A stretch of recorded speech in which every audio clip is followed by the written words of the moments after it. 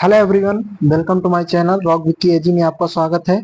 आज हम BSc agriculture honours fifth semester के एक subject crop improvement first kharif crop के इम्पोर्टेंट क्वेश्चनों के बारे में डिस्कस करेंगे और जो भी इम्पोर्टेंट क्वेश्चन हैं उनके ही बारे में डिस्कस करेंगे। मेजर क्रॉप्स जो हैं आपकी 4 या 5 क्रॉप्स हैं आपके इस सिलेबस में है।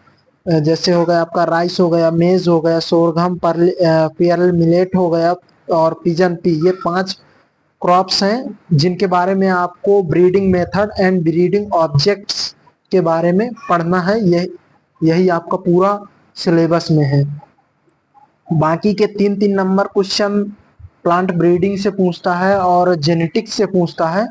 तो आप लोग थर्ड सेमेस्टर में प्लेलिस्ट में आप जाइएगा, प्लेलिस्ट से थर्ड सेमेस्टर के वीडियो के प्लांट ब्रीडिंग का वीडियो आप दे सकते हैं। वहाँ 3-3 नंबर वाले क्वेश्चन हमने कराकर रखा हुआ है, तो उनको आप लोग देख लीजिएगा। इसमें मैं उनको नहीं ऐड किया हूँ, आपको केवल जो उद्देश्य है और जो प्रजनन की विधियां उनके बारे में हम केवल डिस्कस करेंगे। ठीक है, तो चलिए चलते हैं। सर्वप्रथम बात करेंगे पैडी में प्रजनन के उद्देश्य, ब्रीडिंग ऑब्जेक्ट्स क्या उद्देश्य है। तो सर्वप्रथम नंबर पे है अधिक उपज। देखिए, हमारा मुख्य पर्पज ये है कि अधिक उपज होनी चाहिए। धान, कोई भी फसल लेते हैं, इसमें तो धान की बात कर रहे हैं तो धान ही के बारे में बात करेंगे।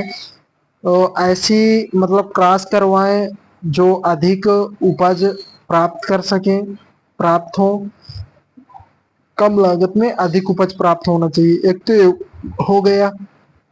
दूसरा प्रकाश संवेदी, मतलब प्रकाश के प्रति संवेदनशील हो, मतलब प्रकाश का उनमें कोई प्रभाव ना पड़े, ऐसी फसलें या वैरायटियां उगानी चाहिए। ये हमारे उद्देश्य है। ठीक है। तीसरा परिपक्वता हो गई, मैच्योरिटी, अच्छी परिपक्वता होना चाहिए। अगर परिपक्वता ही नहीं अच्छी होगी तो दाना अच्छा नहीं बनेगा।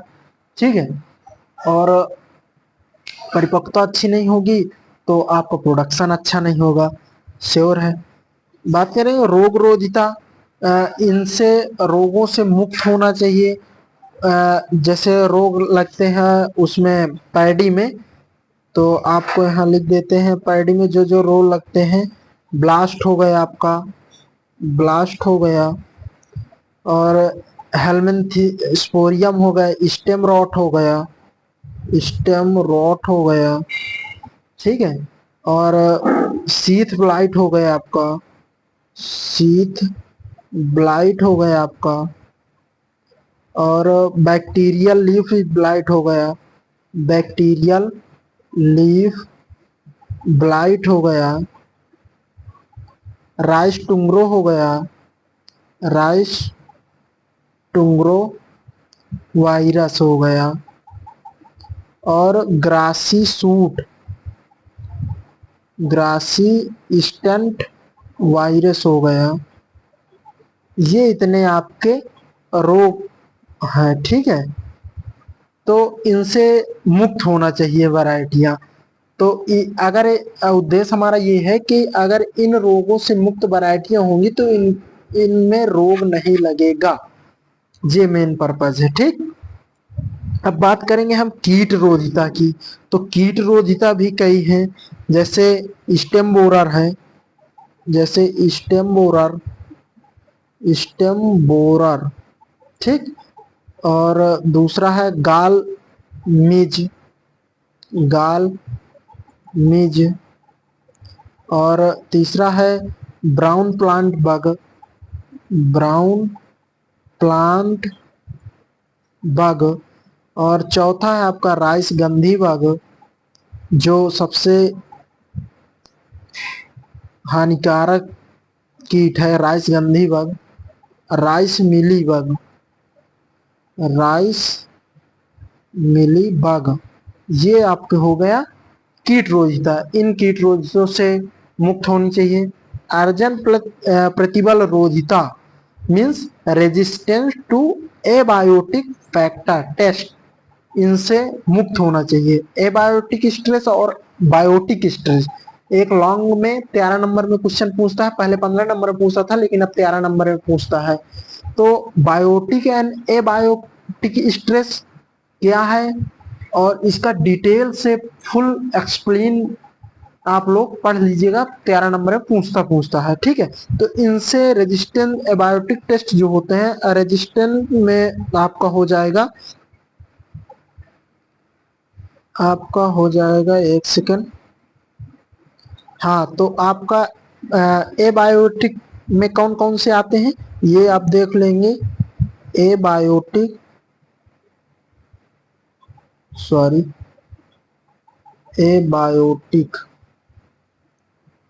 ठीक है, एबायोटिक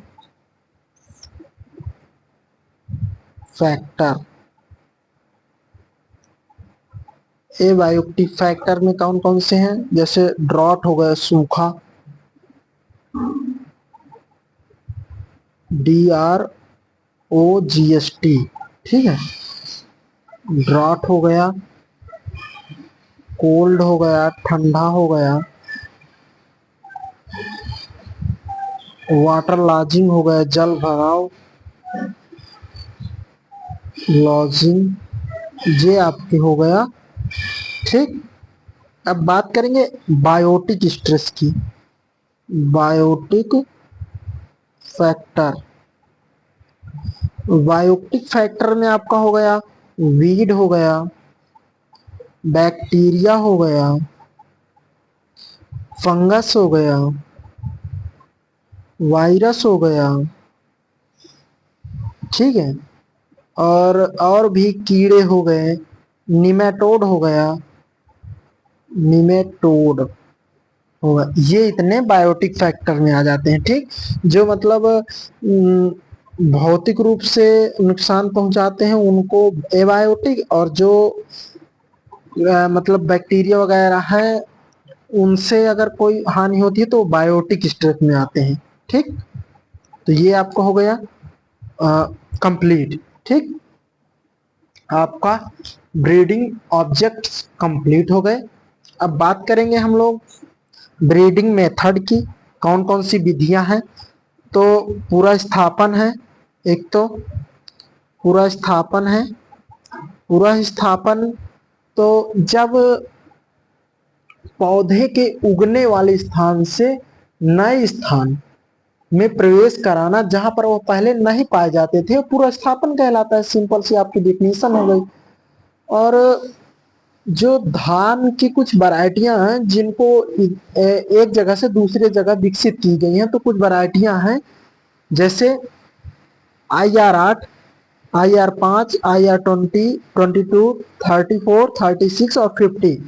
और चाइना 1039 है, चीन से कश्मीर में विकसित स्थानांतरित की गई, पुनर्स्थापित की गई। नॉरिन 18 जो धान की वैरायटी है, नॉरिन 10 गेहूं की वैरायटी है।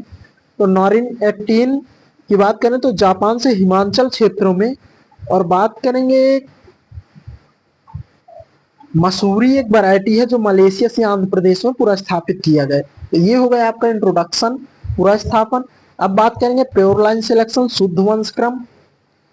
तो जब किसी विविधता पूर्ण समष्टि में से उत्कृष्ट पौधों का वर्ण करके इनके बीजों को अलग अलग एकत्रित कर लेते हैं, इनमें एकल पादप संतति उगाते हैं, तो इसे प्योर लाइन सिलेक्शन कहते हैं। जैसे एग्जाम्पल देख लेंगे, ये मान लीजिए कोई खेत है, इसमें ए वैरायटी लगाई गई, बी वैरायटी लगाई गई, सी वैरायटी लगाई गई, डी वैरायटी लगाई गई, ई वैरायटी, एफ वैरायटी, जी वैरायटी, एच वैरायटी। ठीक, इतनी वैरायटियां ली है। ये रो टू रो है। ठीक, तो इस रो से और इस रो से अच्छी प्रजाति को निकाल के, ठीक, अच्छी प्रजाति को निकाल के, और जब दो इनमें से देखिए जो सबसे अच्छी वैरायटी होगी, जो सबसे अधिक उत्पादन की होगी, इन रो में जो सबसे अधिक वैरायटी उत्पादन किया होगा, उन वैरायटियों को लेके हम क्रॉस उसका करवाएंगे और अगली फील्ड में उसको लगा देंगे, बो देंगे, सोइंग कर देंगे। ठीक, तो जब वो अगली में बो देंगे तो हमारा जो उत्पादन है तो अच्छा रहेगा, क्योंकि उत्कृष्ट हमने वैरायटियां सेलेक्ट की थी। इस वजह से यही आपका प्योर लाइन सिलेक्शन है, सिंपल से। अब बात करेंगे हम लोग रिकॉम्बिनेंट टेक्नोलॉजी होती है, ब्रीडिंग होती है, पुनर्संयोजन प्रजनन। तो पुनर्संयोजन प्रजनन जो है बात कर लेते हैं पुनर्संयोजन आनुवंशिकी में प्राथमिक तंत्र जिसके माध्यम से जनसंख्या में भिन्नता लाई जाती है। पुनर्संयोजन अर्धसूत्री विभाजन के द्वारा होता है जब मात्र और पितृ जीन युग्मक के निर्माण में पुनः एकत्रित हो। इस विधि में दो अथवा अधिक संकरण द्वारा वंशावली विधि अधिकतर किस्मों का विकास किया जाता है। ये हो गया आपका पुनर्संयोजन ब्रीडिंग। अब बात करते हैं म्यूटेशन ब्रीडिंग, उत्परिवर्तन ब्रीडिंग। जब किसी जीन के डीएनए में कोई स्थायी परिवर्तन होता है तो उसे उत्परिवर्तन बोलते हैं। क्या बोलते हैं? उत्परिवर्तन बोलते हैं। 3 नंबर की आपकी डिफिनीशन हो गई। आनुवांशिकता में आकस्मिक परिवर्तन जो दृश्य रूपों में प्रभावित करते हैं तथा जिनके बीच संयोजन एवं पुनर्संयोजन द्वारा वर्णन ना किया जा सके उत्परिवर्तन कहते हैं। ठीक, अतः उत्परिवर्तन एक असतत गुण सूत्र परिवर्तन है जिनका आनुवंशिक प्रभाव होता है। उत्परिवर्तन प्रजनन का धान प्रजनन में काफी प्रयोग किया गया। ठीक, ये म्यूटेशन ब्रीडिंग हो गई आपकी। अब बात करेंगे हम नेक्स्ट की, जो हेटेरोसिस ब्रीडिंग है, संकर ओज प्रजनन।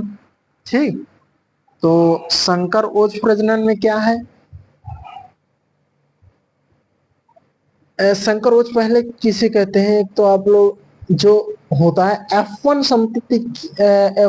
संतति अपने मात्र या पितृ लक्षणों से उत्कृष्ट होती है, उसी को हेटेरोसिस बोलते हैं। उत्कृष्ट हो तो इस दशा को संकरोज कहते हैं। ठीक, संकर धान F1 का सफलतापूर्वक विकास एवं उपयोग चीन द्वारा सर्वप्रथम किया गया।